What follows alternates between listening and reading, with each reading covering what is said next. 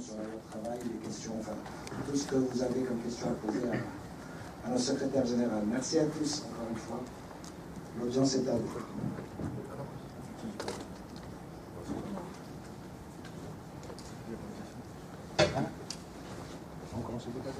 C'est à qui la parole là? Ah, c'est à moi là? Ah, d'accord. Je vais dire un truc. C'est bien organisé. Bonjour à toutes et à tous. Écoutez, je pense que moi je suis venu pour écouter aussi, hein, parce que je pense que dans la situation, faire le lien avec les ordonnances, parce que je pense qu'il y a un sujet qui nous intéresse. On en parle peu, mais un des sujets qui découle des ordonnances, c'est l'avenir du syndicalisme. Quel syndicalisme, j'allais dire, le président de la République et le MEDEF souhaitent en France. Et vous l'avez noté, dans les ordonnances, il y a une des ordonnances prévoit la fusion des institutions représentatives personnelles. C'est-à-dire que moi, je vais beaucoup dans les entreprises et beaucoup de salariés se plaignent de ne pas beaucoup voir leurs élus. Je ne sais pas si c'est ici, hein, peut-être qu'ici vous les voyez beaucoup, mais c'est ce qu'on me dit souvent. Mais qu'est-ce que font nos délégués, etc. Alors ils travaillent, hein. Ils travaillent parce qu'ils vont dans des réunions, etc.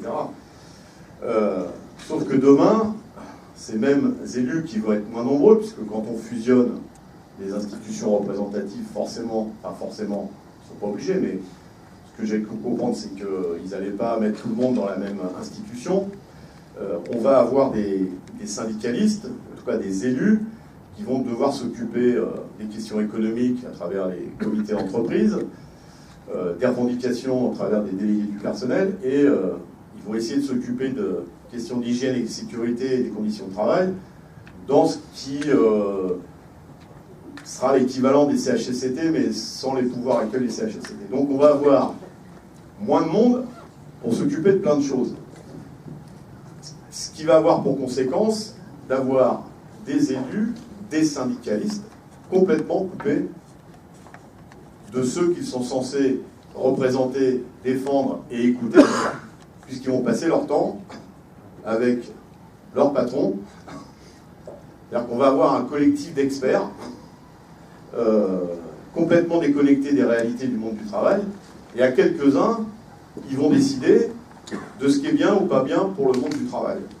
Je vous dis ça parce que, pour illustrer quelle conception certains ont du syndicalisme, et quand je dis certains, c'est le gouvernement et le MEDEF, parce que, y compris dans ces ordonnances, comme ils sont prévoyants, ils proposent que les syndicalistes soient formés par les patrons, comme ça, pour les éléments de langage, c'est plus facile, vous voyez, on se comprend. Et donc, on va avoir un syndicalisme encore plus institutionnalisé qu'il n'est aujourd'hui, et des salariés qui vont vivre à côté de tout ça. Je vous dis ça parce que notre conception du syndicalisme à la CGT, c'est tout le contraire.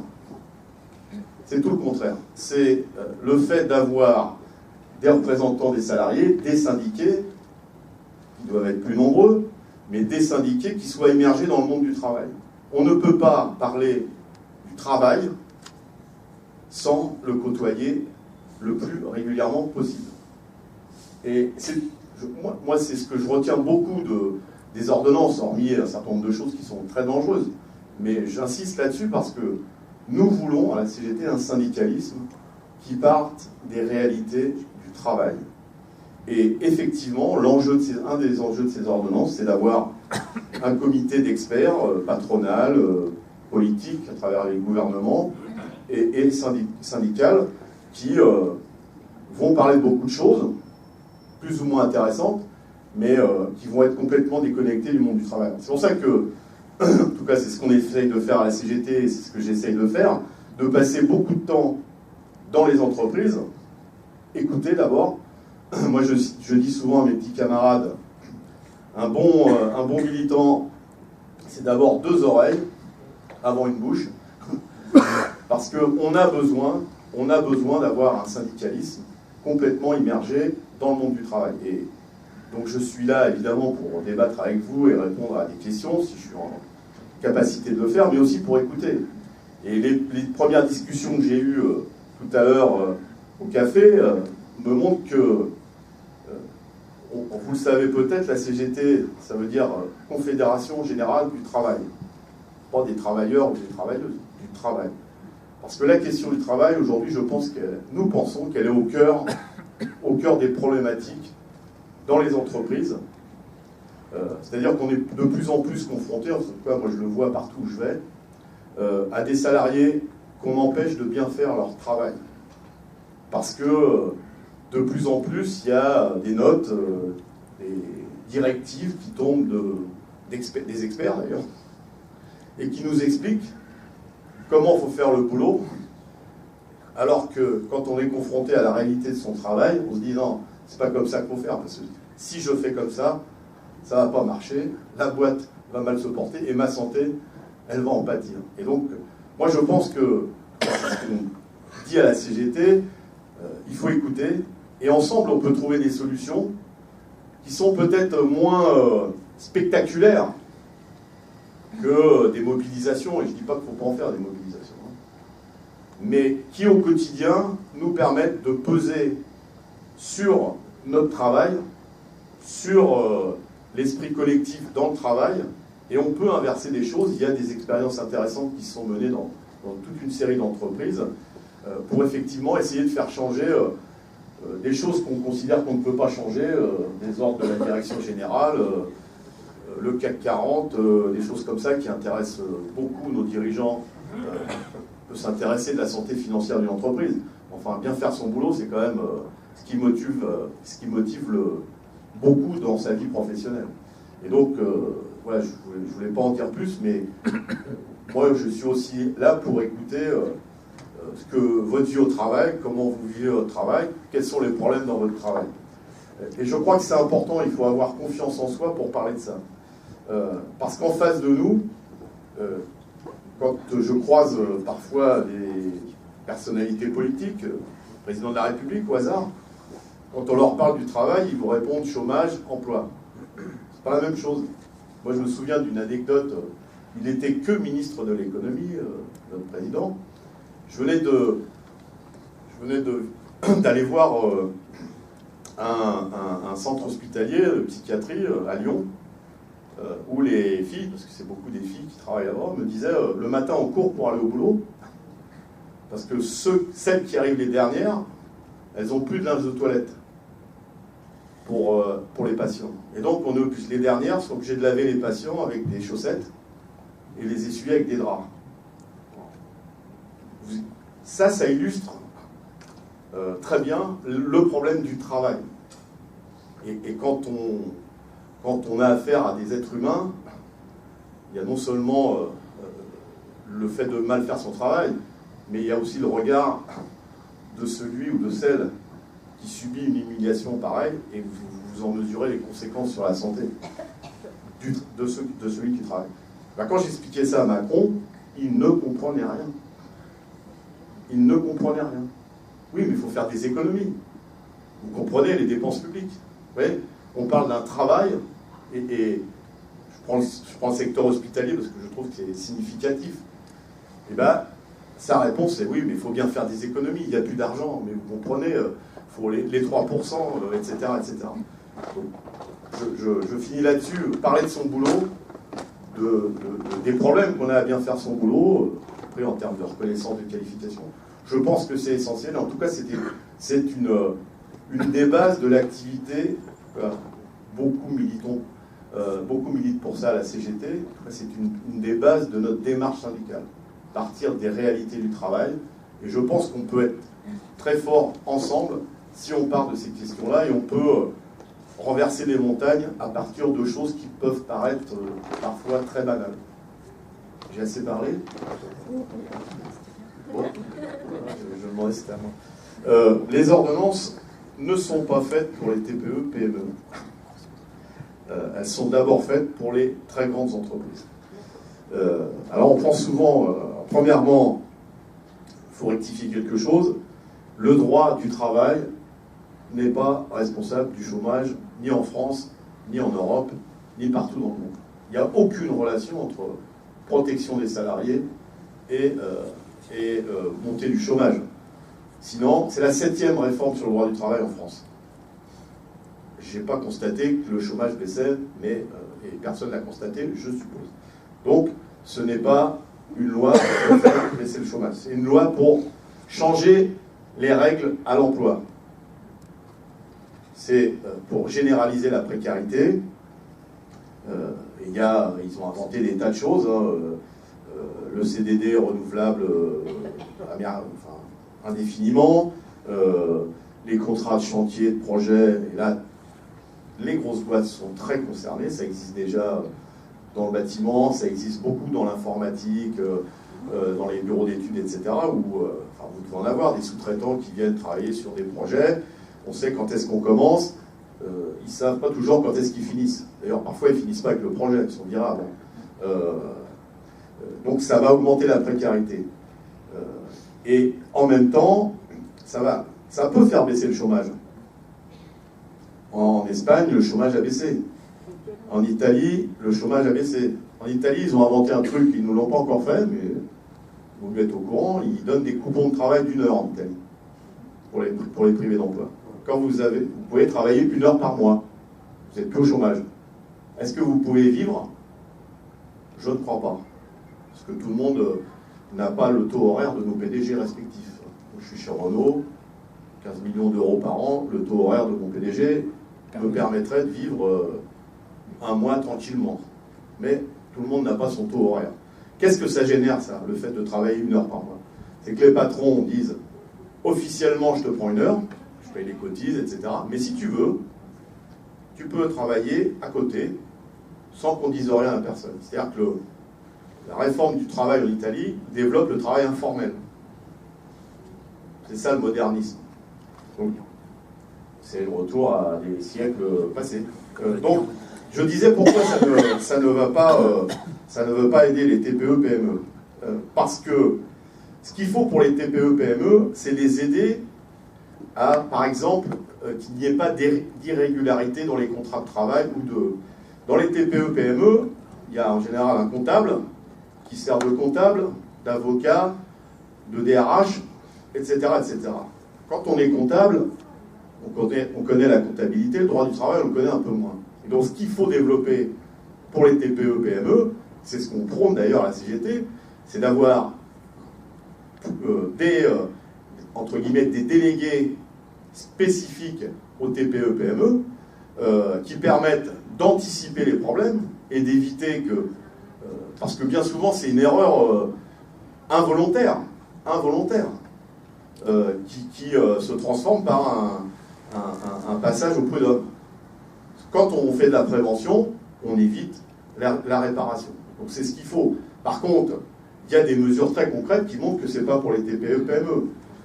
Les indemnités prud'homales. Ils vont plafonner.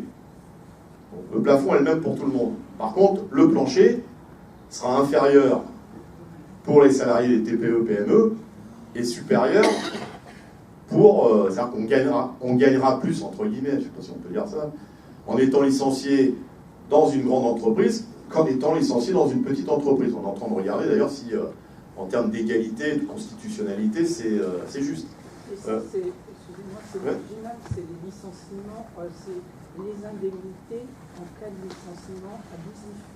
Alors qu'il y a tous les licenciements. Alors, après, je sais qu'on peut dire tout licenciement par nature est abusif, mais quand il y a un plan social ou que c'est des ruptures de contrat par. Comment dire? Rupture conventionnelle. D'un commun accord. Ouais, conventionnel. Rupture conventionnelle, non, mais la rupture conventionnelle, ces types de rupture ne sont pas concernés par les indemnités dans les ordonnances, non? Ceci dit, 85% des contentieux prud'homaux viennent des salariés des toutes petites entreprises. 85%. C'est eux qui sont concernés, qui sont ciblés en premier. Évidemment, il y a d'autres choses. Il y a les modifications, et c'est pour ça que c'est les grandes entreprises qui vont gagner de l'argent. Par exemple, ils ont inventé, vous parliez des ruptures conventionnelles, donc c'est poliment des... Non, ils appellent ça un divorce de gré à gré. C'est Madame Parizeau qui avait dit ça, vous vous rappelez le travail, c'est comme l'amour, quand on se plaît plus, on se quitte. Donc c'était les ruptures conventionnelles. Mais c'est surtout les cadres qui Non. Il y en a eu 3 millions depuis leur création en 2008. Ouais, ça fait... C'est quoi le rapport cadre-non-cadre sur les... Je n'ai pas le détail, parce que c'est très difficile d'avoir des chiffres. On a le global, 3 millions depuis de 2008, depuis sa création, mais 3 millions, ça concerne beaucoup de monde. C'est souvent, d'ailleurs, dans les grandes entreprises, une façon d'éviter un recours prud'homal, et puis de dire, bon, je te file ça t'es sûr de l'avoir, alors que si tu vas au prud'homme, tu n'es pas sûr de gagner ça. Ils viennent d'inventer les ruptures conventionnelles collectives. C'est-à-dire que ça ne sera plus de gré à gré pour une personne, mais on en prendra, alors je ne sais pas comment ils feront, peut-être 50 dans un établissement, puis on leur dira, bon, sur les 50, il faut qu'il y en ait 40 qui partent, on s'arrange pour que vous ayez la même indemnité. Ça évite par contre de faire ce qu'ils appellent publiquement des plans sociaux, des plans de sauvegarde de l'emploi, des PSE, parce qu'un PSE, ça veut dire une négociation, ça veut dire des indemnités négociées, ça veut dire des reclassements, et on voit bien que ça, c'est pour les grandes entreprises. Dans une TPE, c'est moins compliqué, parce que le reclassement, donc c'est d'abord des ordonnances pour les TPE, pour les grandes entreprises. Ils vont faire beaucoup d'économies. Quand la situation économique d'un établissement ne se jugera que sur le périmètre national, ça ne concerne pas les TPE-PME. C'est pour aider les grandes entreprises à fermer des sites et éviter qu'on aille fouiller, et je pense que dans une entreprise comme la vôtre, vous êtes concerné, d'aller fouiller s'il y a quelques filiales, souvent bancaires, dans des pays pas très lointains. Le Luxembourg est un pays idéal pour aller cacher de l'argent sans que personne ne vous dise rien. Vous voyez, il y a des tas d'entreprises où quand on va chercher la maison mère, ou en tout cas une filiale à côté, ou une holding, cachée pas très loin, on découvre qu'il y a beaucoup d'argent, mais si demain on ne peut plus avoir des comptes consolidés, si demain on ne peut plus aller vérifier si l'argent ne transite pas par d'autres pays, ça ne concerne pas les TPE-PME. Et ça va faire beaucoup d'économies pour les grandes entreprises. Donc ce ne sont pas des ordonnances. Ça, c'est la publicité, oui, on peut appeler ça comme ça, la communication, officiellement, la communication du gouvernement. Ça ne va pas, ce n'est pas une loi pour les TPE-PME. Donc il faut rectifier de ce point de vue-là. Et je ne vais pas vous citer tous les... Comment les boîtes du CAC 40, sur lesquelles il va y avoir des sessions de participation de l'État, comment elles peuvent jouer avec les ordonnances dans le cadre de sessions de participation de l'État? Ça, je pense que... C'est un sujet qui peut être lié, mais il y a aussi... J'ai rien compris. Session de participation, ça fait tout de suite beaucoup de bruit. C'est un autre... c'est un sujet... Ils peuvent se servir de ça, mais c'est surtout l'État qui, soi-disant, il n'y aurait plus d'argent dans notre pays. Et donc, pour réduire les déficits, il faut trouver de l'argent. L'argent le plus facile à trouver, c'est de vendre des participations de l'État dans des entreprises qu'on ne considère pas comme stratégiques. Donc on peut discuter, et là vous êtes mieux placé que moi, j'ai ma petite idée, de savoir si Orange est stratégique pour, par exemple, une égalité de traitement des citoyens dans ce pays.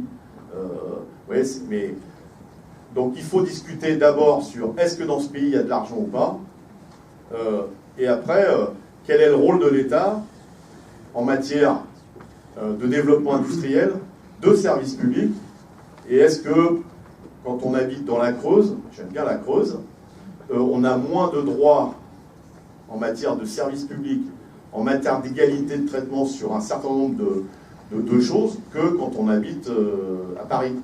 Donc Laurent, c'est plus service public maintenant. Non, mais donc il faut...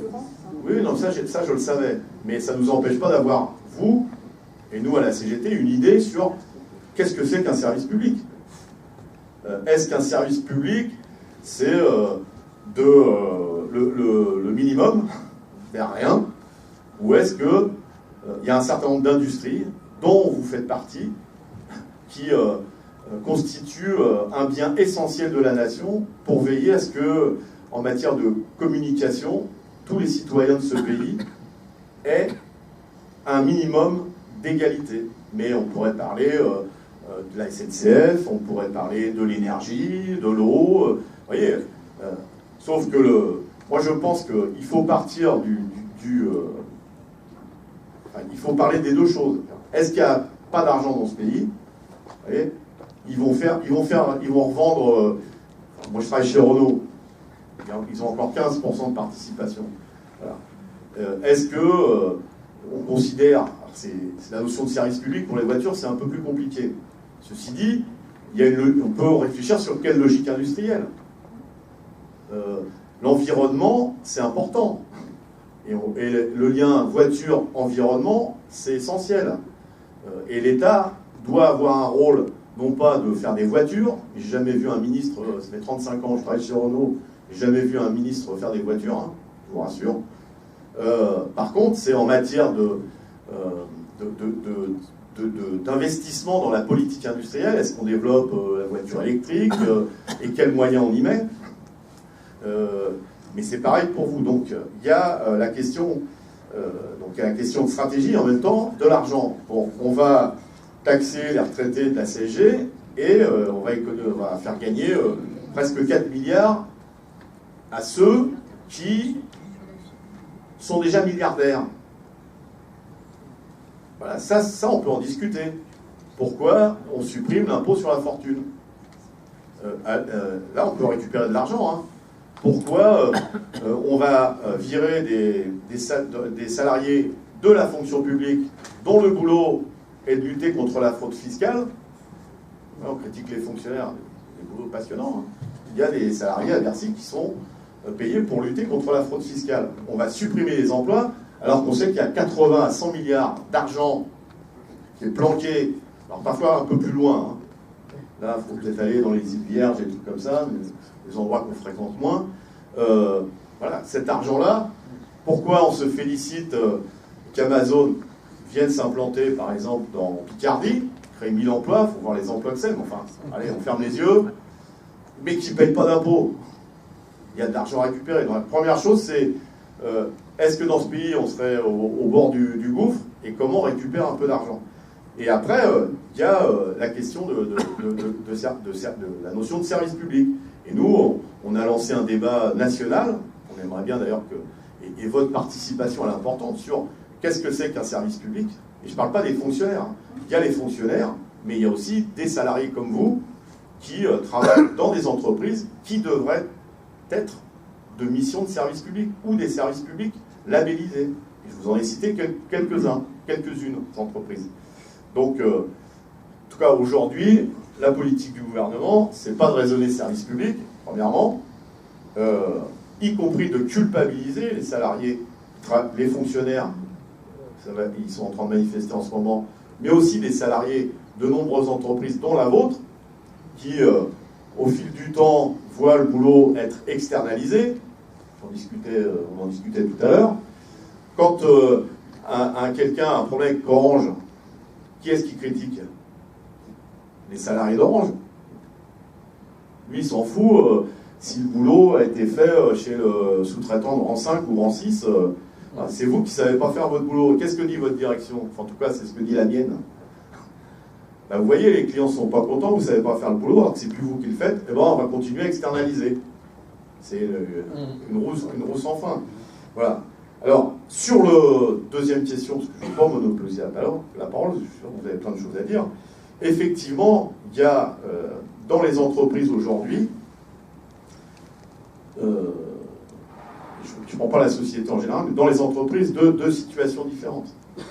Il y a ceux qui sont débordés de boulot, et là, je suis sûr que vous allez me dire plein de choses, débordés de boulot et culpabilisés parce qu'ils n'arrivent pas à bien faire leur boulot. Avec, en plus, dans des boîtes comme les vôtres, mais c'est dans toutes les boîtes, le travail le samedi, le dimanche, enfin la connexion, vous savez ce que c'est. C'est pour ça que la CGT se bat pour un droit à la déconnexion. Et en même temps, à côté, des salariés qu'on met de côté, justement, et qui souffrent de ne plus avoir de boulot et d'être déconsidérés. Ça, c'est une vieille stratégie, les mises au placard, etc. Et donc, il y a deux mondes qui se côtoient au sein d'une même entreprise. Moi, je pense qu'il y a des solidarités à créer et justement des revendications à construire entre ceux qui ont trop de boulot et ceux qui n'en ont pas assez. C'est comment on fait en sorte qu'il faut recréer du lien social dans les entreprises. C'est bien les open space, mais si personne se parle... Vous voyez, moi, dans ma boîte, il y a des tas d'open space, mais tous mes collègues, c'est des techniciens, ils ont tous des oreillettes et un micro. Pour se parler, c'est compliqué. Hein. Vous voyez, donc il faut recréer. Et là, on a un pouvoir d'agir, les salariés. Oui, il faut recréer du lien social dans les entreprises. Il faut avoir des temps où on se parle. Il faut multiplier les machines à café pour se parler du boulot, du cinéma, de l'éducation des enfants, de ce que vous voulez. Il faut recréer du lien social. Et là, on a un pouvoir d'agir ensemble. Et là, on peut justement partager un certain nombre de choses entre celui qui va péter un câble parce qu'il a trop de boulot, et vous êtes bien placé pour en parler, et celui qui pète, ou celle qui pète un câble parce qu'elle n'a plus de boulot, et que ça pèse autant. On vit dans une société qui est quand même paradoxale, c'est que dans une même entreprise, on croise ce genre de situation, et en même temps, je ne vous parle pas de ceux qui n'ont pas de boulot. Hein. On peut mourir dans un pays moderne comme le nôtre. Il y en a qui meurent parce qu'ils ont trop de boulot, et il y en a aussi qui meurent dans la rue parce qu'ils n'ont pas de boulot. C'est ça qu'il faut essayer de... Et donc, il y a des tas de... Mais moi, je pense, en tout cas à la CGT, on pense qu'on a les solutions, nous.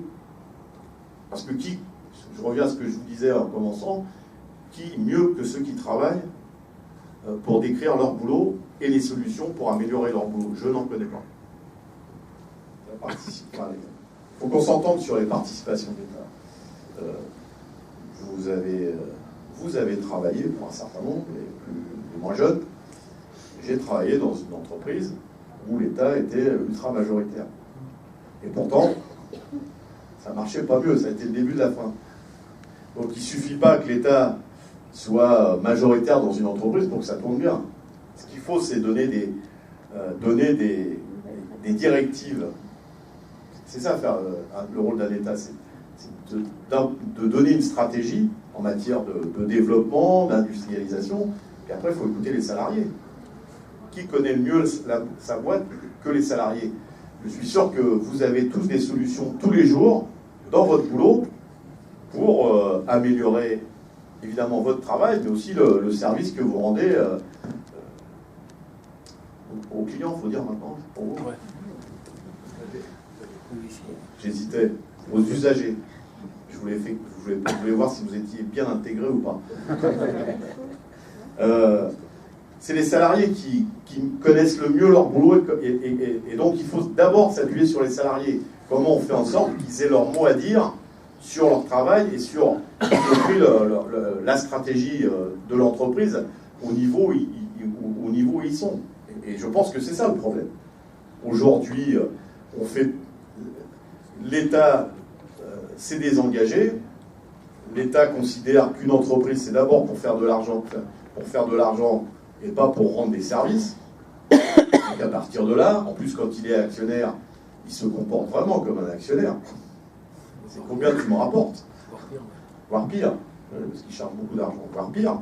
Et donc, la question qui est posée, c'est comment on fait plus confiance aux salariés dans leur boulot. Parce que les salariés feront d'abord des choix. Ils s'intéressent à la santé financière de leur entreprise. Évidemment, on ne veut pas travailler dans des boîtes qui ne gagnent pas d'argent. Mais ils ont plus la mesure et l'équilibre entre gagner de l'argent et faire de la qualité et rendre service. C'est ça la différence. On n'est pas obnubilé, même quand on est actionnaire de sa boîte, on n'est pas obnubilé globalement par le cours de la bourse. On veut aussi bien faire son boulot. Et donc c'est là-dessus qu'il faut qu'on réfléchisse ensemble de mon point de vue. Et ça a fait ses preuves, ça. Ça a fait ses preuves. Sauf que, évidemment, un jour, il y a des grands financiers qui ont dit « Oh là, il y a telle activité, ça échappe à mon contrôle, donc il faut que je remette la main dessus. » Et c'est nos limites. Hein. Aujourd'hui, la santé, voilà, on peut dire que la santé, c'est 50% public, 50% privé. Dans la santé, il y a des groupes internationaux. Je pense dans les EHPAD, par exemple. Il y a un des premiers groupes mondiaux, ou le deuxième, c'est un groupe français, 70 000 salariés dans le monde, et il s'occupe de la santé des citoyens.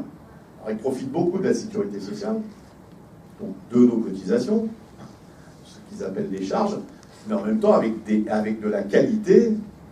Et là, je cite souvent la santé et l'hôpital, parce que là, on n'est plus sur des produits, on est sur des produits différents. C'est des êtres humains. Vous discutez avec des infirmières d'une clinique privée, elles travaillent aussi bien que dans le public, hein, elles ont la même formation, sauf qu'elles disent souvent, moi mon patron me demande combien je vais rapporter, il ne me demande pas si j'ai bien soigné madame machin de la chambre 12 ou monsieur truc de la chambre 18. Hein. Et ça, je pense que c'est caractéristique. Et donc il faut qu'on réfléchisse ensemble sur cette notion-là. Alors sur la représentativité, je vous l'ai dit en démarrant, il n'y a pas assez de syndiqués en France. Au cas où certains d'entre vous ne seraient pas à la CGT, adressez-vous à moi ou aux militants du coin. Je dis ça en rigolant, mais c'est un vrai problème. C'est un problème de poids dans la société, parce qu'on évoque toujours cette question-là. Ouais, mais il n'y a pas de syndiqués. Et puis c'est une question de démocratie, en tout cas moi je parle pour la CGT. Hein. C'est facile de diriger une organisation, il n'y a pas de syndiqués. Hein. Si j'étais tout seul, je pourrais faire ce que je veux, mais je ferais beaucoup de conneries. Alors que quand il y a du monde, on discute, on débat, et on décide démocratiquement. En plus, il y a plus d'idées à plusieurs. Ouais. Donc c'est une question de démocratie pour la société. Hein. Et puis c'est une question de pouvoir se peser plus. Ça ne veut pas dire que les syndicats ne sont pas représentatifs en France. Hein. J'entends souvent des politiques qui aiment bien balayer devant notre porte, parce qu'il y a tellement de poussière devant la leur que c'est trop compliqué à faire le ménage. Les syndicats, en termes d'élection professionnelle, il y a une participation, si on prend le dernier cycle, qui est aussi importante qu'aux dernières législatives. Personne ne dit à des députés qu'ils ne sont pas représentatifs. Nous, on ne serait pas représentatifs. Et vous savez que pour les élections politiques, dans n'importe quelle circonscription, c'est encore plus vrai pour une présidentielle, dans un village de 150 personnes ou dans une ville de 100 000 habitants, il y a tous les bulletins sur la table. Dans les élections professionnelles, si un syndicat n'est pas implanté, il n'y a pas de bulletin. C'est quand même une grosse différence. Et on a un vrai problème de représentativité dans les petites entreprises. On a une responsabilité. Je pense, je vous dis pas ça pour faire de l'autoflagellation. Je pense que la CGT a du mal à voir un monde du travail qui évolue. Où on le voit évoluer, mais notre temps de réactivité est beaucoup plus faible que les mouvements dans la société.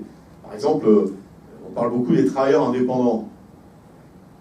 Bon, ils sont pas indépendants du tout pour la plupart. J'ai rencontré des travailleurs de Deliveroo, là, ceux qui livrent des repas à vélo. C'est le modèle de M. Macron. Travailleurs indépendants, ils ne sont pas indépendants. Leur contrat de travail, c'est leur téléphone. Tous les matins, ils se lèvent, ils regardent leur téléphone pour savoir s'ils ont l'application Deliveroo, parce que s'ils l'ont plus, ils n'ont plus de boulot. Puis alors, pas de prud'homme, pas d'indemnité, ils sont indépendants, sauf quand ils ont un accident du travail, parce que ça n'existe pas, l'accident du travail. Quand ils tombent de vélo, c'est pour leur pomme. On vient enfin de créer un syndicat CGT chez ces travailleurs-là. Et on s'est beaucoup gratté la tête. On a beaucoup réfléchi à la CGT pour savoir si c'était des travailleurs. Ah ouais, mais vous savez, des fois on a des toiles d'araignée dans le cerveau. Enfin, on a découvert que c'était des travailleurs. Et on leur a dit, venez nous voir, venez vous expliquer, les syndicats, pas terrible, Ils ont créé une association, leur patron a créé une association, je ne sais pas ce que c'est. Ils ont dit, ah bon, qu'est-ce qu'il faut faire? Il dit, moi, tant que je n'ai pas de syndicat, je ne parle pas avec vous. Bon, ils ont créé un syndicat. Quand c'est la CGT, c'est mieux. Mais ils ont créé un syndicat. Donc, dans les TPE, je pense qu'il y a besoin d'une présence syndicale, j'en parlais tout à l'heure. Pas pour foutre le bordel, pour prendre une expression chère à notre président de la République. Parce que c'est un moyen d'éviter les problèmes. Il vaut mieux faire de la prévention que de la répression ou le conflit. Et malheureusement, c'est trop souvent présenté par ceux qui ont le mot de dialogue social à la bouche, toutes les phrases, que ce soit le MEDEF ou les organisations patronales des TPE, PME, mais aussi le gouvernement, comme si vous avez un représentant syndical, c'est un bordel dans votre boîte. C'est comme ça que c'est vécu. Donc il y a un problème. Et les ordonnances vont plus loin maintenant. Puisque ils disent il faut du dialogue social, mais on va pouvoir négocier sans syndicat. Négocier sans syndicat, c'est condamné par tous les syndicats en Europe et dans le monde. Parce que c'est la porte ouverte à tout. Et alors, quand on connaît, entre guillemets, le rapport de force dans les petites entreprises, vous voyez, il parle de référendum. Discuter avec un salarié d'une petite boîte, il disait, moi, quand mon patron me dit c'est comme ça, il n'a pas besoin de faire un référendum. Hein. Si je ne suis pas d'accord, ça devient compliqué pour moi. C'est pas parce qu'ils ont certainement des contraintes, etc. Mais la réalité, c'est ça. Donc on va pouvoir maintenant négocier sans syndicat. Ça ne va pas favoriser la représentativité de ces salariés. Mais plus loin que ça, on va pouvoir demain, par accord majoritaire, c'est pour ça que quand on vote, il faut bien regarder ce que pensent les uns et les autres dans les ordonnances, par accord majoritaire, on va pouvoir substituer aux syndicats la possibilité de négocier dans les CE. Ça ne s'appellera plus les CE, ça s'appellera les conseils socio-économiques. C'est-à-dire que c'est pas le pouvoir des syndicats, mais l'expertise des syndicats ne servira plus à négocier sur des choses importantes. Là aussi, c'est dangereux. Là aussi, c'est dangereux. Surtout si on a des représentants des salariés choisis par les directions. Et vous savez très bien que dans un certain nombre d'entreprises, quand une direction, notamment dans les grandes, y compris dans les grandes, j'allais dire, veut pas de syndicat, elle appelle à l'abstention au premier tour. Il y a donc un deuxième tour, et là, on a toujours des syndicats libres et des élus libres. Libres de quoi? Je ne sais pas. Mais en tout cas, ils ne sont pas beaucoup libres vis-à-vis de la direction. Ben, si c'est eux qui négocient demain, ces fameux élus libres, en général, c'est l'adjoint du DRH, le libre. Eh ben, vous imaginez quel rapport de force on peut avoir en matière de négociation. Donc c'est une vraie réflexion qu'il faut avoir sur la place et le rôle des syndicats. Il faut, en tout cas, nous je vous l'ai dit, on arrive à se regarder dans une glace pour se dire attention, on décode sur un certain nombre de choses, mais en même temps, la première responsabilité, elle ne vient pas de chez nous. Vous savez qu'en France, 80% des salariés, 80%, ont peur de se syndiquer à cause de la répression ou des discriminations, etc. On n'est pas dans un pays, pas en cité, je ne me fâche avec personne, mais où la liberté syndicale serait bâillonnée, et où les syndicats, 80, quand même dramatique que dans un pays comme le nôtre, 80% des citoyens ont peur de se syndiquer par peur de la répression. Ça aussi, il faut qu'on en parle. Il n'y a pas de culture du collectif. Pardon ? Il n'y a pas de culture du collectif en France. Moi, je suis beaucoup plus confiant, j'en ai parlé tout à l'heure. Je pense que c'est à nous de l'entretenir, la culture du collectif. Se parler, ça fait jamais de mal. Discuter, ça fait jamais... Alors ça fait râler quelques hiérarchies, mais enfin, ça fait jamais de mal. Donc, je pense que ça aussi, c'est un vrai problème. C'est quelque chose, vous voyez qu'on n'est pas toujours critique à la CGT, c'est quelque chose de pas mal dans les ordonnances. Ne tombez pas de vos chaises. C'est qu'enfin, on reconnaît, je ne sais pas jusqu'à où ça va aller, parce que c'est beaucoup moins clair que sur d'autres choses, mais qu'il arrive que quand on soit syndiqué, il y ait des discriminations. C'est marqué dans les ordonnances. Il était temps, hein, nous, je crois que ça fait 35 ans qu'on le dit. et qu'on fait des procès à nos patrons. Mais enfin, donc il y a une mission qui a été nommée pour regarder comment on peut régler le problème.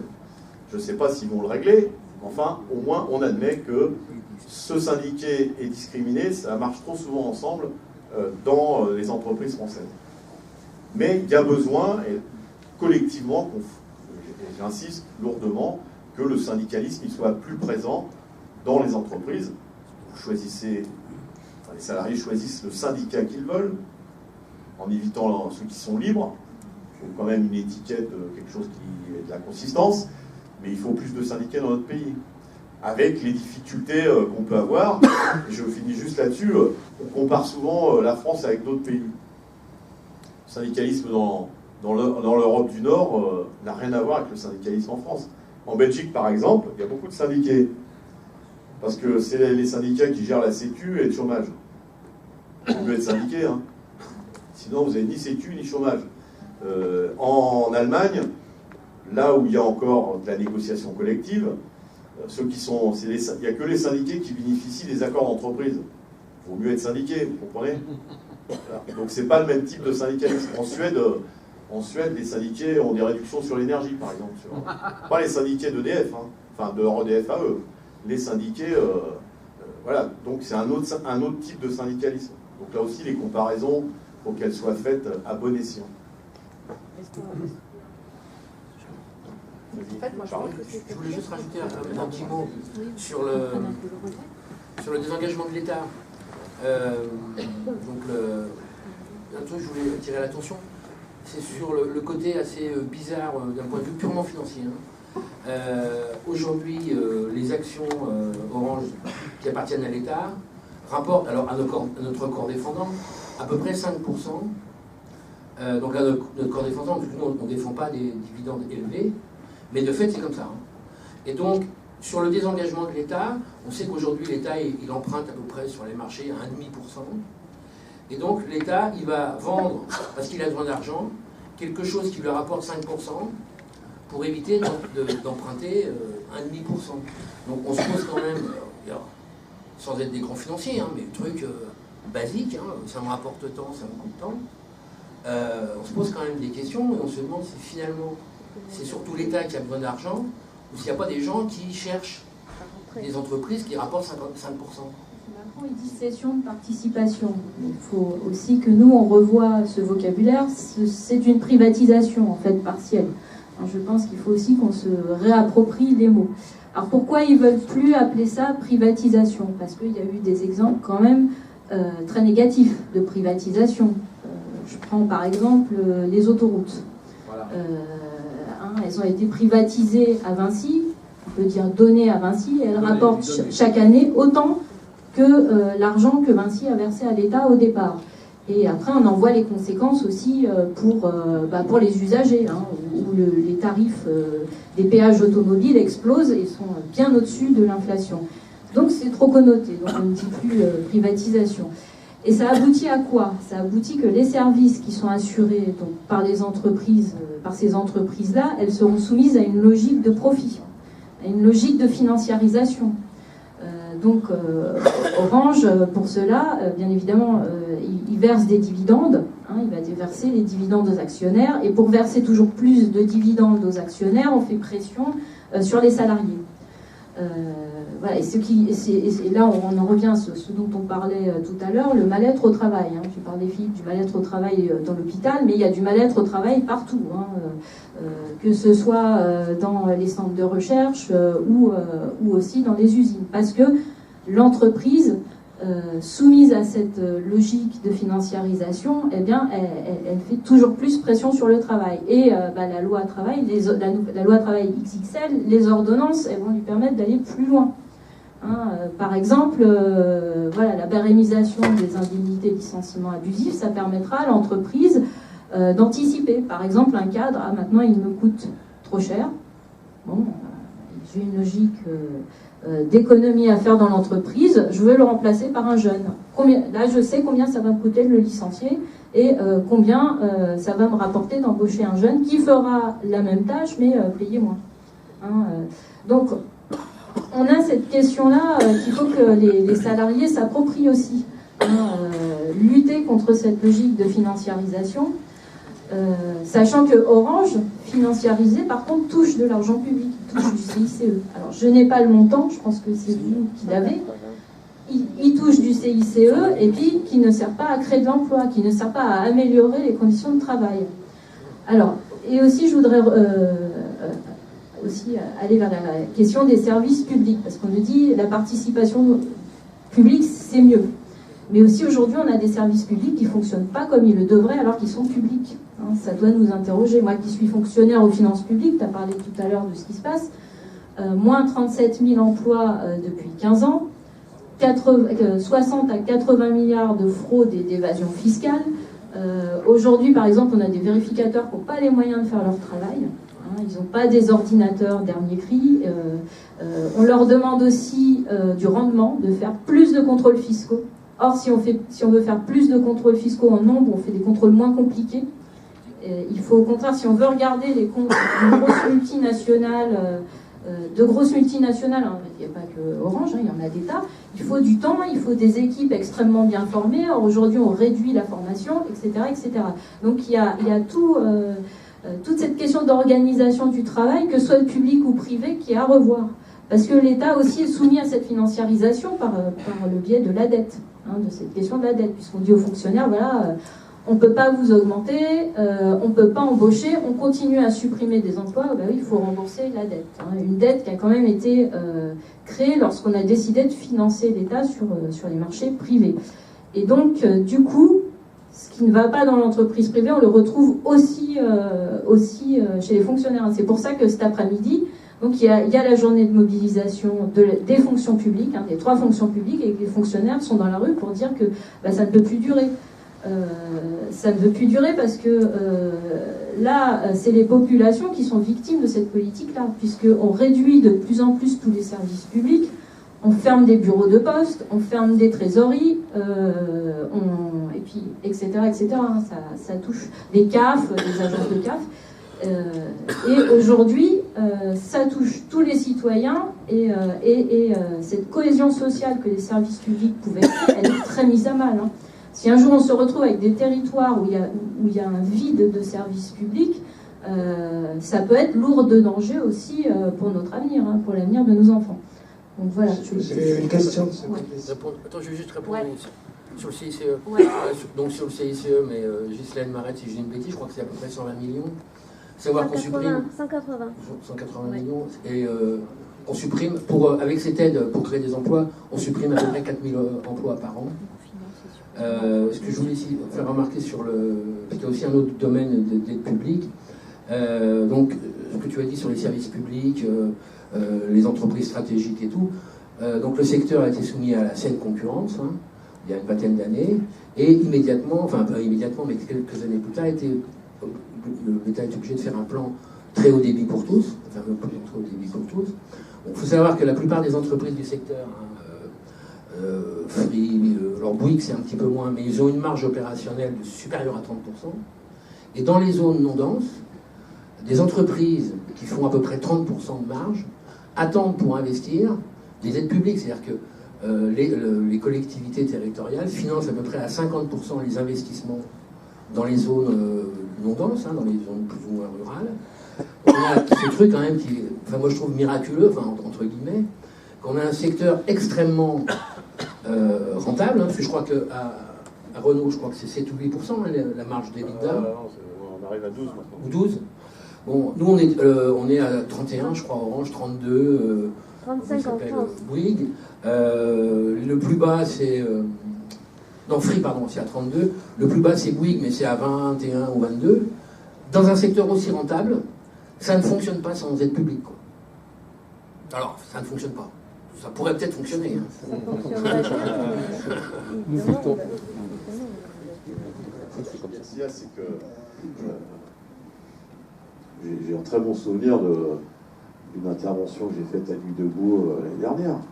Ce qu'il y a, c'est que la réalité, il y a une réalité du monde associatif, en tout cas d'un monde qui essaye de réfléchir sur des enjeux sociétaux plus larges que le seul monde du travail, avec qui il faut échanger. La problématique, c'est que il y a dans l'entreprise besoin d'avoir des organisations syndicales qui prennent plus en compte la diversité du monde du travail, ça c'est sûr, dans l'entreprise. Aujourd'hui, dans un établissement comme celui-là, que je connais moins bien que le mien, peuvent se croiser des gens, déjà chez Orange, des gens à statut différent, mais des sous-traitants, des intérimaires, des CDD, des apprentis, des stagiaires.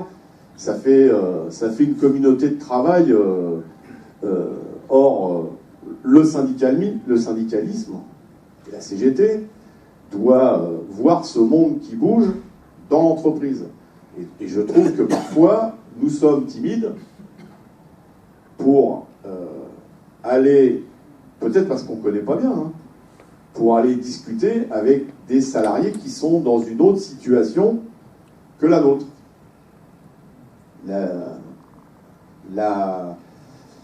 Comment dire, la vie, elle est un peu plus compliquée et le monde du travail, le monde de l'entreprise est différent, bien différent d'il y a 20 ans. Pour ceux qui ont, pas trop dans la salle, mais ceux qui ont plus de 50 ans, si on reprend l'entreprise qu'on a connue donc quand on a été embauché, parce que la moyenne d'âge pour avoir un CDI, son premier CDI, c'est entre 27 et 28 ans aujourd'hui. Pour les 30 ans en arrière, c'était pas tout à fait ça. Aujourd'hui, il y a une période de chômage obligatoire pour 80% des jeunes, ce qui n'était pas le cas il y a 30 ans. Il y a une période de stage, de CDD, voire de passage par les sous-traitants. Je pense que ça doit se passer aussi comme ça chez vous. C'est-à-dire que les périodes d'essai, maintenant, on les fait chez les sous-traitants. Et si on bosse bien chez le sous-traitant, on est embauché chez le donneur d'ordre. Ça n'existait pas il y a 30 ans. Donc le syndicalisme, il a besoin de regarder ça. Parce que sinon, on va discuter, on va continuer à discuter, on va avoir du collectif. Mais le collectif, il va être réduit par rapport à la population qui est dans les entreprises. Je pense que ça, c'est une des premières, ça doit être une des premières préoccupations du syndicalisme. Et je pense qu'on a beaucoup d'efforts à faire sur le sujet. Ce qui n'empêche pas qu'on aille se confronter avec d'autres, enfin se confronter en termes de débat d'idées. Avec une préoccupation aussi majeure, en tout cas pour ce qui nous concerne, c'est qu'on reste bien sur le champ syndical. Il y a... la CGT est beaucoup critiquée, mais elle est beaucoup courtisée, c'est marrant. Hein. Et plus on annonce la fin de la CGT, plus on a de courtisans. C'est marrant. On s'intéresse aux faits politiques, nous. Quand on critique une loi, on s'intéresse aux faits politiques. Mais on est très attaché à notre indépendance. Parce qu'à la CGT, il n'y a pas besoin d'avoir telle ou telle étiquette. Il n'y a pas d'examen d'entrée à la CGT. Il n'y a pas d'examen de moralité ou de... Sauf un. C'est ne pas être raciste et xénophobe, c'est-à-dire ne pas avoir des idées qui ne sont pas nos valeurs. Et celle-là, c'est une chose essentielle. Mais sinon, je vous dis, il n'y a pas d'examen d'entrée, il n'y a pas d'examen de conscience, il n'y a pas besoin d'avoir une carte, un parti politique ou un autre pour être... voilà, c'est la réalité. Vous savez que c'est peu connu, mais aujourd'hui, parce que ça, on a des statistiques, environ 80% des syndiqués à la CGT ne sont adhérents à aucun parti politique. 80%. Ça, c'est un point de vue. Mais moi, en tant que secrétaire général de la CGT, je dis souvent, le citoyen CGT, il fait ce qu'il veut. Vous voyez ? Mais pour venir à la CGT, il n'y a pas un sas de décontamination. En tout cas, le jour où il y aura ça, j'irai ailleurs, pour savoir si la cervelle est de la bonne couleur ou... vous voyez ce que je veux dire ? Mais est-ce que cette réflexion sur l'évolution du syndicalisme, est-ce qu'elle existe? Parce qu'on a dit tout à l'heure, et c'est vrai que 80% des Français ont peur, donc ce n'est pas de jeter la pierre. Je rêve que ça se passe. Donc là, pour être très clair sur la question, il y a besoin d'aller se confronter à d'autres Parce que moi, je pense que le débat d'idées, c'est important, à condition que tout le monde se respecte, à condition que chacun essaye de bien rester sur le créneau où il est le moins mauvais. Et nous, le créneau, en tout cas, on est le moins mauvais, c'est la connaissance du travail. En tout cas, je vous ai dit qu'il fallait qu'on s'améliore quand même. Mais, et qu'on nous respecte pour ça. Quand j'entends, j'ai cité Macron, quand j'entends des hommes ou des femmes politiques qui viennent nous expliquer comment ça se passe dans les entreprises, alors que quand ils passent dans une entreprise, c'est en courant pour aller dans le bureau du directeur, ressortir avec un casque sur la tête, se mettre derrière un pupitre et parler à des salariés présélectionnés, je ne suis pas sûr que ça soit ça la connaissance d'une entreprise et du monde du travail. Mais on a besoin de continuer à s'ouvrir. Mais d'abord, notre première préoccupation, c'est la prise en compte de la diversité des réalités en entreprise. Alors, dans une entreprise, mais on parlait des TPE, PME, c'est un enjeu essentiel. C'est un enjeu essentiel. Et cette réflexion-là, on l'a à la CGT. Chez les autres, ils doivent l'avoir aussi, je suppose. Si vous avez des précisions par rapport à ce que veut faire le gouvernement, j'ai cru comprendre qu'il voulait qu'elle soit appliquée à partir du 1er juillet de l'année prochaine. J'aimerais savoir si vous avez des précisions là-dessus.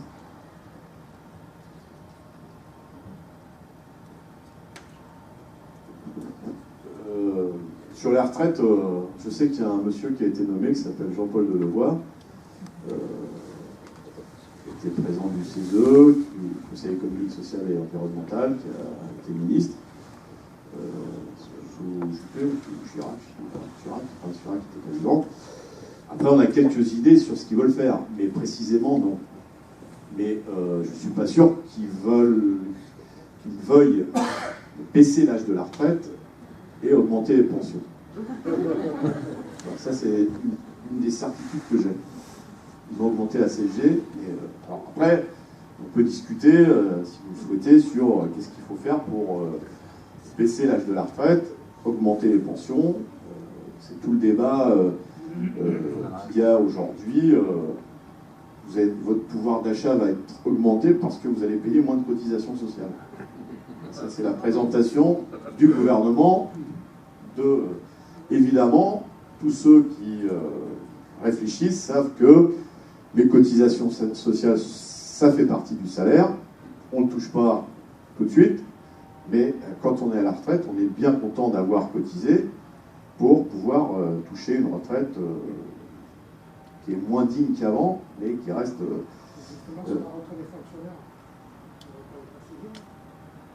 Alors non, déjà je ne vais pas souvent à l'Élysée. J'y vais jeudi, mais je pourrais poser la question. Non, il n'y a pas de... Il y a des intentions, il y a des généralités, et après on va voir concrètement. Enfin, si la question c'est est-ce que ça va s'améliorer pour nous, je ne crois pas, c'est clair. Mais en détail, comment ça va se faire, je suis incapable de vous dire quoi que ce soit. Vous savez, les ordonnances, on les a découvertes, tous les syndicats, enfin, je pense, la CGT, allez, restons simples. Le 31 août, quand je suis arrivé à Matignon, dans une salle de réunion, elles étaient posées sur la table. Voilà. Avant, on ne les connaissait pas. Malgré... il y a de la surenchère. Hein. On a démarré à 48 réunions, puis maintenant, j'ai entendu un député En Marche qu'on avait compté 150. On a eu 7 réunions. 7. On a découvert les ordonnances le jour où ils les ont présentées. 2 heures après, les présentaient à la presse. Donc, sur les retraites, à part des généralités que j'ai entendues de la part de ministres ou de la part du candidat, puis du président, je suis incapable de vous dire. Mais la tendance, comme sur l'assurance chômage, c'est pas d'indemniser mieux ceux qui n'ont pas d'emploi, c'est pas d'indemniser mieux ceux qui ont travaillé 40 ans, 42 ans, c'est plutôt le contraire. Alors, il y a quand même une discussion. Pardon ? Il y a quand même une discussion parce qu'ils veulent aligner les navires à la présidence. Non, mais qui... Oui, mais il y a le problème des régimes qu'on appelle spéciaux, les cheminots notamment. Ils veulent... C'est toujours, vous avez remarqué, ils opposent toujours ceux qui ont un petit peu à ceux qui n'ont rien du tout. Par contre, ils ménagent toujours ceux qui ont beaucoup. D'où la baisse de l'impôt sur les régimes des cheminots. C'est très facile à expliquer. Hein. Ils ont, premièrement, les cheminots ne payent pas de cotisation chômage parce qu'ils sont censés ne jamais être au chômage puisque il n'y a pas de licenciement à la SNCF, il y a quand même des révocations. Hein. Je précisais pour ne pas me faire gronder. Ils ne payent pas de cotisation, enfin le régime santé n'est pas le même, parce qu'ils ont un régime santé interne. Ils ont des médecins internes à la SNCF, ils ont des pharmacies internes, ils ont même des hôpitaux internes. Ils ont un système de santé interne. Donc ça ne coûte rien à la collectivité. Ça s'est créé comme ça. Il y a donc la question des retraites. Comme tout salarié, les salariés cotisent pour leur retraite et l'employeur cotise pour leur retraite. Il y a juste une surcotisation de l'État. Pourquoi? Vous allez comprendre tout de suite. C'est quand a été créé le régime spécial des cheminots, je ne vais pas vous dire combien il y avait de salariés, il y en avait beaucoup. Et petit à petit, on a externalisé des activités. Ça vous parle, ça? Donc, qui supporte le poids des retraités qui étaient à la SNCF, mais dont l'activité a été externalisée? La SNCF, pas la boîte qui reprend. Donc ça oblige, entre guillemets, l'État à assumer ses responsabilités et à payer ce qu'on appelle une surcotisation pour tous les retraités de la SNCF dont la boîte n'est plus dans le périmètre de la SNCF. Ça peut arriver à toutes les entreprises publiques. Hein. Par exemple, dans l'énergie, c'est des choix que font nos camarades, enfin tous les syndicats d'ailleurs, à continuer à payer aux salariés, ex-salariés d'EDF, des activités sociales et culturelles, alors qu'une entreprise comme Engie, par exemple, ne paye plus ou paye beaucoup moins pour les activités sociales et culturelles. Ben, pour le système de retraite, c'est la même chose. Et ils présentent ça comme un avantage, alors que c'est quelque chose, alors que c'est les gouvernements successifs qui sont responsables de ça. Si on obligeait, alors déjà si on n'externalisait pas, il n'y aurait pas de problème, parce qu'il y aurait les mêmes cotisants, enfin il y aura encore des cotisants dans les boîtes concernées, et puis ça permettrait aussi, l'État doit prendre ses responsabilités, puisque c'est eux qui par le biais de la direction de la SNCF, externalisent. Par contre, évidemment, on présente les cheminots comme des privilégiés. Donc là encore, on oppose ces salariés-là à d'autres salariés. Là aussi, il faut parler du travail. Et je ne vais pas développer, je vous en ai déjà assez parlé. Vivez 2 jours avec un salarié de la SNCF qui conduit des trains et qui est obligé de dormir hors de chez lui, etc., à des heures pas possibles. Bon, après, donc ça revient toujours à la question du travail. Alors sur la robotisation, enfin en tout cas numérisation, tu peux parler après si tu veux, je trouve que c'est instauré comme un mythe, ce truc-là. Premièrement, on parle beaucoup de révolution. Il y a des évolutions technologiques. Moi, dans l'automobile, j'ai connu l'arrivée des robots. La conclusion de l'arrivée des robots, c'est que ça a augmenté la productivité des entreprises et ça a augmenté la charge de travail. Parce qu'on a viré beaucoup de monde, mais ceux qui sont restés, ils ont eu beaucoup de boulot. Beaucoup plus de boulot. Et le boulot qui devait naître de ça, les conducteurs de ligne, par exemple, les programmateurs de ligne, c'est d'autres qui l'ont fait. Et quand aujourd'hui les robots tombent en panne, le temps que le dépanneur arrive, des fois, la ligne, elle reste arrêtée une journée. Et puis, vous avez un numéro vert pour savoir si vous travaillez le samedi pour récupérer les voitures que vous n'avez pas produites la semaine. Je pense qu'on peut organiser les choses différemment. Sur la numérisation, c'est pareil. Enfin, vous avez vu les premières statistiques, ça allait supprimer 50% des emplois. Là, ils avaient planté le décor. tout le monde à la lourde. Petit à petit, il y a quelques études qui montrent qu'il y a des menaces sur l'emploi. Enfin, c'est pas dans les proportions qu'on avait décrit. Moi, c'est une réalité qu'il faut pas nier. C'est comment ces évolutions technologiques, elles servent la productivité des entreprises, mais aussi l'intérêt des salariés. Et par exemple, si on réduisait le temps de travail, ça serait pas mal, puisque la technologie nous permet de mieux travailler, de travailler plus efficacement. Monsieur, est-ce que si on... C'est un choix de l'État, est-ce que si on ne faisait pas payer un impôt sur les robots, justement, il y aurait beaucoup moins de déficit de la sécurité sociale? C'est un choix volontaire de ne pas taxer les robots, distributeurs automatiques de banque, appelez-le comme vous voulez. Moi déjà, j'aimerais bien que toutes les sociétés payent leurs impôts. Oui, Apple... mais ça fait beaucoup d'argent. Oui, hein. oui. Ça mais fait... ça, c'est un choix politique aussi. Ah oui, non, mais commençons par ça déjà. Pourquoi, devant l'impôt, on n'est pas égaux? Par exemple, les petites entreprises payent beaucoup d'impôts, normal, et Amazon, Google, je ne les cite pas toutes, payent zéro impôt. C'est un choix politique. Oui, donc... Et voulu, et assumé. Ils sont en train de revenir là. Ah bon? Ah oui, oui. J'ai pas lu la presse ce matin, mais... Ah bon? Ok. En tout cas, voilà, je voulais juste finir sur le numérique, parce que là aussi, je pense que faut qu'on ait collectivement des choses... Moi, je ne suis pas sûr que tout doit être numérisé. Bien sûr. Bien sûr, mais il faut se le dire. Par exemple, à Pôle emploi, ils veulent mettre des agents machines.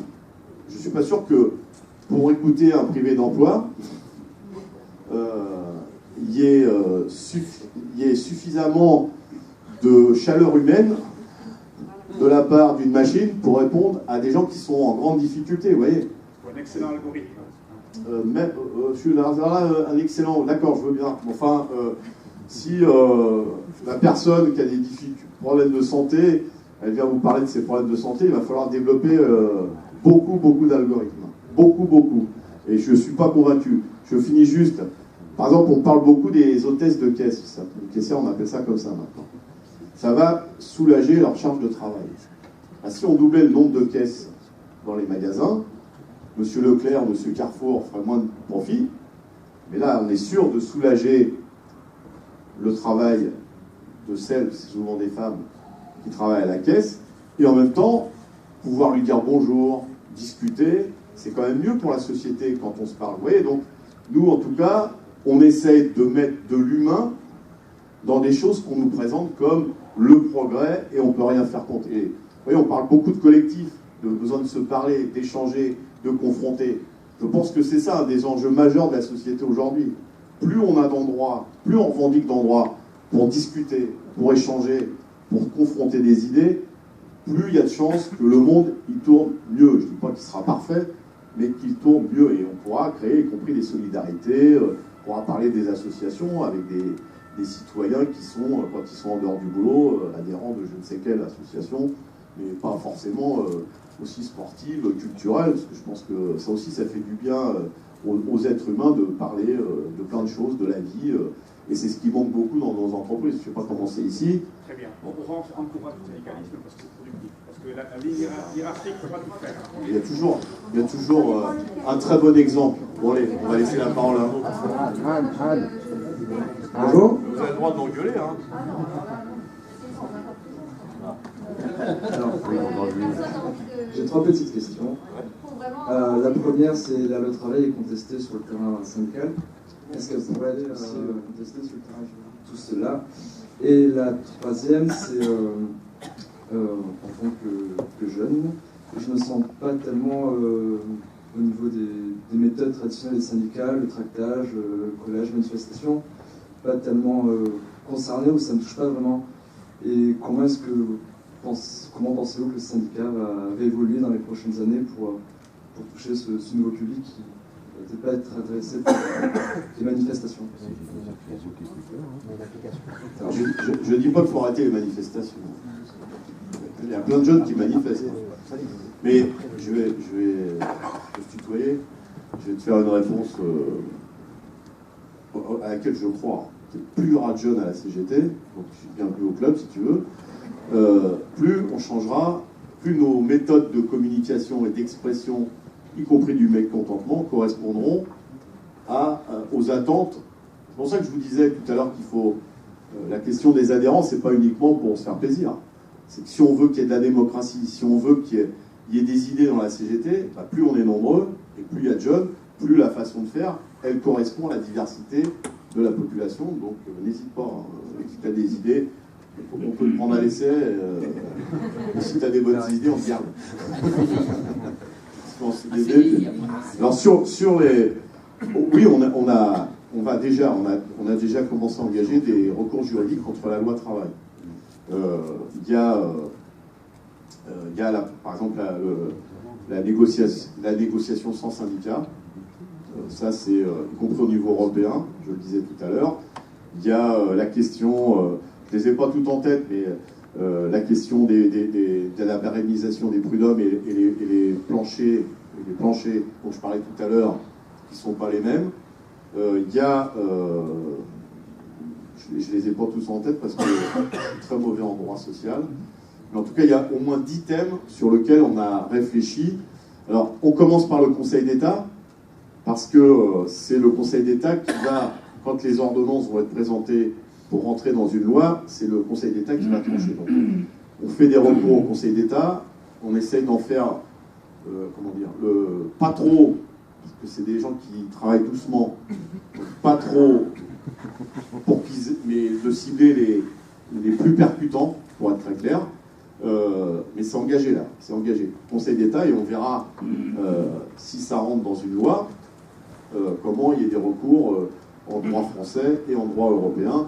Je vous rappelle que par exemple sur la loi El Khomri, on a des recours internationaux, puisqu'il faut le répéter, la loi El Khomri a été... Alors, c'est pas une condamnation juridique, c'est l'ONU par le biais d'un comité de droit de l'ONU qui fait des recommandations et qui a dit la loi El Khomri, elle est contraire à l'esprit onusien par le fait qu'il y a inversion de la hiérarchie des normes et donc qu'elle rend qu'il n'y a plus égalité des droits des salariés selon l'entreprise dans laquelle ils travaillent. Donc, c'est quand même bien quand des organismes internationaux où il n'y a pas trop d'adhérents à la CGT, je ne connais pas, à l'OIT, mais je parlais de l'ONU là, disent ce qu'on dit. Et ça pèse, y compris dans les questions quand on fait des recours juridiques, parce que les juges sont parfois sensibles à l'image que peut donner la France au niveau international. Donc les recours juridiques sont engagés. Ensuite, les médias.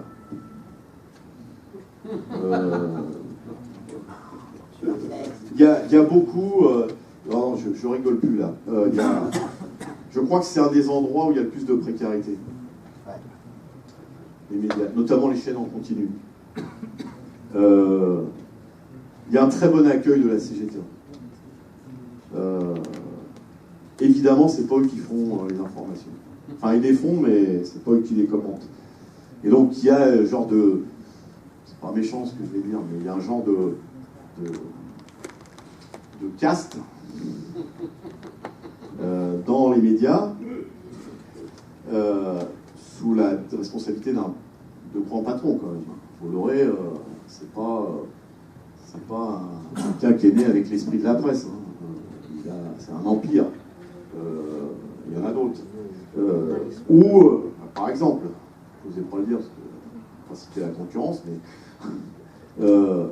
et donc, après, il y a un petit monde qui se crée, où il y a des gens qui essayent de bien faire leur boulot, et puis il y en a d'autres qui le font bien aussi, mais très orientés.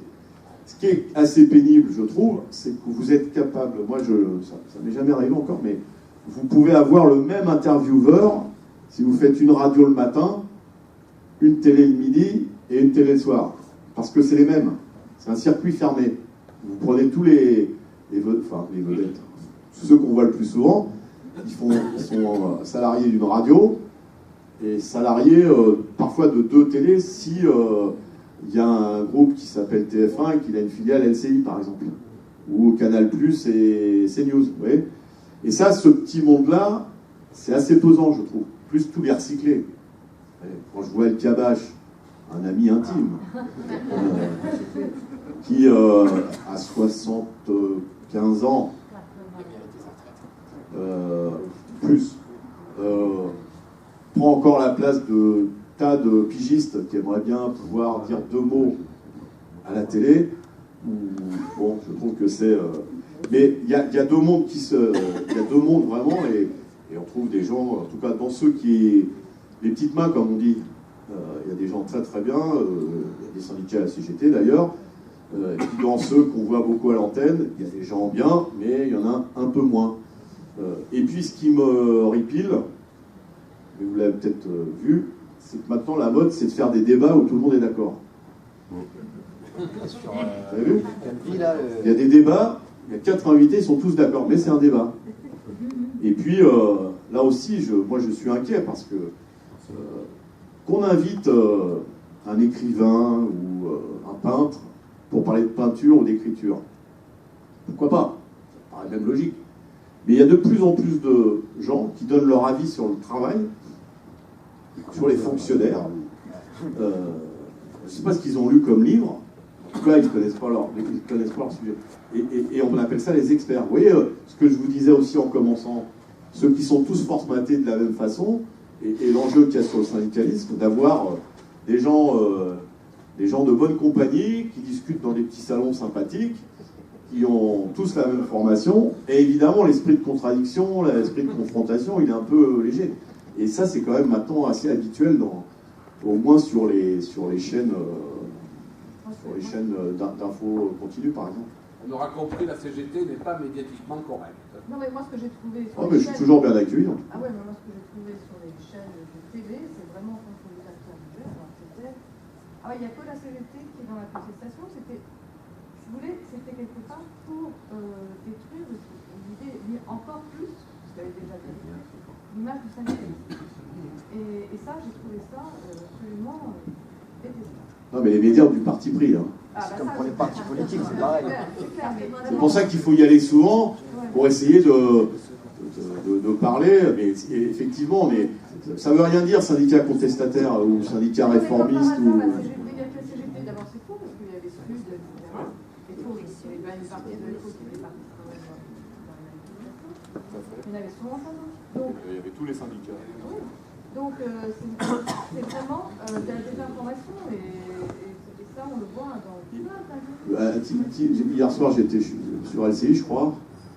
Bon, vous savez, mettre votre nom et votre prénom, et puis en dessous c'est marqué Monsieur Manif. Bon, ça s'appelle du parti pris. Voilà. Il n'y a pas marqué Monsieur Proposition. Mais sinon ça va bien avec les médias. Juste, il y a une question qui a été posée sur la chaîne, mais par rapport à ton intervention, je pense que ce qui est important de se mettre en tête, c'est de dire que les jeunes ont leur place à la CGT. Voilà, j'en suis un exemple aussi, hein, et qu'on a tous notre part à prendre, et qu'effectivement, il y a des changements au niveau de la société, il y a plein de choses à prendre en compte, il y a peut-être des réflexions à mener sur les nouvelles formes d'expression de la contestation. Non, mais plus on sera jeune aussi, et plus on arrivera à alimenter ce débat, plus on arrivera à réfléchir. Et en même temps, on modernise nos communications, on modernise nos outils. Il y a quelqu'un qui a posé la question sur une chaîne YouTube, on a créé une chaîne YouTube, on a un nouveau site internet, on a une application mobile. On essaie de vivre avec l'évolution de la consommation des... Comment ? Moi je disais ici, c'est normal que je sois à la pointe de la com. Oui, c'est une transformation quand même. L'idée, c'est qu'on ait le maximum d'outils pour toucher les personnes, même si, comme l'a dit Philippe, c'est que le syndicalisme il est quand même au plus près des salariés, au plus près du terrain et dans les services. Mais néanmoins, voilà, on se donne d'outils, et plus on sera jeune, et plus voilà, chaque jeune, les jeunes ont leur place à la CGT, et voilà, on peut construire, on pourra construire, et on pourra réfléchir sur de nouvelles formes. Je pense que ça, c'est important à apprendre et à noter. Moi, je vais dire quelque chose déjà tout à l'heure par rapport au fait qu'il n'y ait pas assez de syndiqués. C'est vraiment ça, c'est un énorme problème quand même. Donc du coup, effectivement, ça augmente la discrimination, du coup, parce qu'il y a moins de... Comme il y a moins de syndicalistes, ils ont plus de travail, et c'est facile de les les écarter parce que finalement ils ne sont pas soutenus. Ils sont bien souvent pas soutenus par leurs collègues, mais quand ils ont besoin d'eux, bien sûr, ils sont là. Et donc moi je pense que c'est une question d'éducation. Il faut aussi qu'on éduque les jeunes et même les enfants à ce droit, ce droit fondamental, et aussi que c'est la discrimination syndicale, c'est une discrimination comme la discrimination raciale. C'est terrible. C'est quelque chose de terrible. C'est une discrimination et c'est une discrimination d'autant plus grave qu'elle empêche les problèmes graves parfois d'être éliminés. Ces éditorialistes, une surreprésentativité de ces éditorialistes dans les grands médias, mais ça ne veut pas dire que dans les rédactions, les salariés soient d'accord avec ce qui se passe. Eux, ils ont à cœur de bien faire leur travail. On parlait de la question du travail tout à l'heure. Et donc, il faut aussi qu'on aborde cette question du pluralisme, parce que 90% des grandes radios, grandes télévisions et journaux nationaux sont détenus par 10 milliardaires. Il y avait un milliardaire qui disait, moi, quand il y a un journaliste qui m'emmerde, je rachète le journal, comme ça, je suis tranquille. Je sais pas, je crois que c'est Drahi. Donc il y a cette question-là aussi sur laquelle on doit réfléchir. Voilà, il y a d'autres moyens, il y a les réseaux sociaux, mais quand même, il y a un droit à l'information qu'on doit avoir. Moi, je vois par exemple des grands patrons qui sont interviewés, les syndicalistes ne sont pas mis sur le même plan. Systématiquement, quand les syndicalistes, particulièrement nous, de la CGT, quand on passe dans les médias, on est quand même attaqué assez durement. C'est pas le cas des grands patrons ou des 10 experts qui passent à la télévision. Et c'est vrai qu'il faut qu'on réfléchisse à cette question du pluralisme dans les médias. C'est vraiment très important. Et c'est important parce que c'est les une jeunes voient ça, les enfants voient ça, et eux, ils n'ont pas encore, ils sont pas encore assez d'expérience de la vie pour faire la différence entre quelque chose et ben dans leur tête, parfois, ça peut être la CGT, c'est tout précaire. Avec la difficulté que s'il y a des gens très très individualisés, ce sont eux. Donc on essaye d'agir. Premièrement, on agit pour la défense de leurs droits. Il va y avoir une négociation sur l'assurance chômage qui va arriver. Là aussi, l'objectif du gouvernement, sans être dans le secret des dieux, je l'ai dit tout à l'heure, c'est pas de leur en donner plus. Alors qu'aujourd'hui, il faut le savoir, tout le monde ne le sait pas, un chômeur sur deux n'est pas indemnisé. 1 sur 2. Quand on parle de privilégiés, payer à rien faire, c'est quand même... Donc on essaye d'agir sur leurs droits. Après, la difficulté, c'est, comme c'est très individualisé, il faut qu'on ait un collectif national qui rayonne maintenant dans 35 départements, mais il faut aller les voir là où ils sont, par exemple à Pôle emploi, mais aussi il faut qu'on réfléchisse, en tout cas ça va même pour les jeunes d'ailleurs, d'avoir une CGT qui va là où ils habitent aussi, là où ils habitent. Il y a des initiatives qui sont prises, je ne sais pas s'il y en a dans le département, sûrement, mais il y a besoin qu'on aille les voir là où ils sont. Sauf que comme c'est une population très très très seule, individualisée, c'est déjà compliqué dans une boîte où chacun, alors pour les privés d'emploi, donc, et pour les précaires aussi, pour les intérimaires, on est organisé dans les sociétés d'intérim, pour les salariés de la société, mais aussi pour tous les intérimaires qui... et donc on publie par exemple un livret des droits des intérimaires, parce que bien souvent les intérimaires ne connaissent pas leurs droits, et beaucoup ne touchent pas leur prime de précarité, par exemple, alors qu'ils y ont droit. Donc il y a un livret. Par contre, c'est les précaires et les intérimaires, c'est moins vrai pour les chômeurs. C'est aussi comment ceux qui bossent dans une boîte comme la vôtre, et quand on en croise, c'est aussi de leur dire vous avez des droits, est-ce que vous connaissez vos droits, etc. La communauté de travail, ça veut dire quelque chose. Et il faut sortir du statut, même si on y est attaché, pour dire si on veut continuer à exister, entre guillemets, tous ceux qui travaillent dans ce bâtiment, il faut qu'on leur parle. Et dans tous ceux qui travaillent dans ce bâtiment, il y a aussi des intérimaires et des précaires. Et les stagiaires, par exemple, ils ont des droits, il faut leur parler. Les apprentis ont des droits, il faut leur dire. Il y a des livrets, ils sont disponibles assez facilement. Le plus dur, c'est vrai que c'est les enfants. 10% du salariat, ça représente 10% du salariat. 1 300 000 salariés et 130 000 salariés des PME, TPE.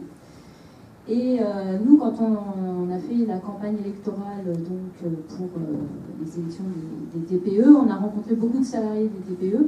Et effectivement, leur situation est difficile parce que du fait des difficultés que connaissent leur entreprise. Or, une TPE ou une PME, son activité, elle dépend directement de son carnet de commandes. Son carnet de commandes, donc lié bien évidemment aux relations qu'elle peut avoir avec les donneurs d'ordre, mais aussi lié à la consommation. Hein, puisque nous, dans le département, on n'a pas tellement cette question de PME qui sont sous les ordres de grands groupes, mais on a beaucoup de PME, de commerçants. Et là, là où elles se trouvent en difficulté, c'est que eh bien, la consommation, elle est quand même en berne, et que pour relancer l'activité de ce secteur-là, il faut, nous on a notre proposition, c'est l'augmentation des salaires et des pensions. Hein, et du fait de ces baisses de carnet de commandes, les PME-TPE ont des difficultés de trésorerie. Alors l'État essaie de trouver 1001 solutions pour régler les problèmes de trésorerie, essayer comment faire pour qu'elles aient accès à des crédits meilleur marché, parce qu'il faut savoir que les banques, elles prêtent plus cher à une PME-TPE qu'à un grand groupe. Hein. Et ça accroît encore leurs difficultés. Donc pour nous, la solution, c'est quand même l'augmentation des salaires et des pensions qui permettra de relancer en fait ce secteur-là, tout en ayant des propositions spécifiques pour les PME, les PME. Vous voyez, nous, par exemple, on propose aussi, pourquoi pas, la modulation des cotisations pour ces entreprises-là, qui puissent supporter une relance de l'activité. Je vais peut-être laisser sur la question de la relation politique. Alors, c'est vrai que c'est complexe, puisque nous, en tant qu'organisation syndicale, on est indépendant, mais ça ne veut pas dire qu'on ne va pas rencontrer ou débattre avec des partis politiques, essayer de trouver des positions communes pour combattre ce que fait M. Macron ou ce qu'a fait avant M. Hollande. Ça, c'est important, de trouver des convergences. Mais après, il faut qu'on garde aussi... nous, notre indépendance, on y est très attachés, nous les syndicats. Et Philippe parlait tout à l'heure de la CGT qui était très courtisée, c'est le cas dans le département, puisque moi j'ai vu des partis politiques qui organisent des débats sur la loi de travail, des ordonnances, sans aucun syndicaliste, sans aucun salarié. Alors ils sont entre eux, mais ils nous demandent de venir pour applaudir, mais ça c'est pas possible. Hein, il faut qu'on soit aussi, qu'il y ait un respect des uns et des autres, et puis qu'on débatte sur un pied d'égalité. Plusieurs partis politiques dans ce cas-là nous ont dit non, c'est pas possible, on veut bien aller au débat, aller à construire un rapport de force face à des politiques de régression sociale qui sont négatives pour tous, mais aussi il faut que les partis politiques l'entendent. Non, mais je veux pas en rajouter, juste... il ne faut pas globaliser les problèmes. Plus on globalise les problèmes, moins les citoyens s'y retrouvent. Et c'est valable, je vous l'ai dit, pour la CGT. Hein. Moi, je suis pour le syndicalisme plus humain. Un syndicalisme qui s'appuie sur les individus pour générer du collectif. Si on mélange les problèmes avec les politiques, comment on va s'y retrouver? Moi, je pense que les syndicats, ils ont leur raison d'être dans l'entreprise, en dehors de l'entreprise. On a parlé des privés d'emploi, eux, on ne les trouve pas à l'entreprise. Sur les questions sociales, après les politiques qui assument aussi leurs responsabilités de la connaissance des réalités du monde du travail, et de ce point de vue-là, tous ont des efforts à faire, tous, et en même temps, ils ont un boulot politique de construire des projets politiques qui s'appuient sur des réalités, mais ça c'est leur boulot. Quand on commence à mélanger les gens, en général, personne s'y retrouve, et c'est pas bon pour ceux qui sont concernés, qui attendent des réponses et syndicales et politiques. Je finis juste pour vous souhaiter un bon appétit. Je vous remercie de m'avoir invité, mais il faut que je sois fidèle à ma réputation. Monsieur Manif doit aller à la manif. Hein. Donc, mais vous pouvez continuer à débattre sans moi, mais vraiment, je suis désolé. En plus, il y a eu une actualité chargée hier et je pense que quelques journalistes vont m'attendre pour poser des questions sur le Tous Ensemble et une question unitaire. C'était juste pas d'unifier, c'était d'appeler ensemble.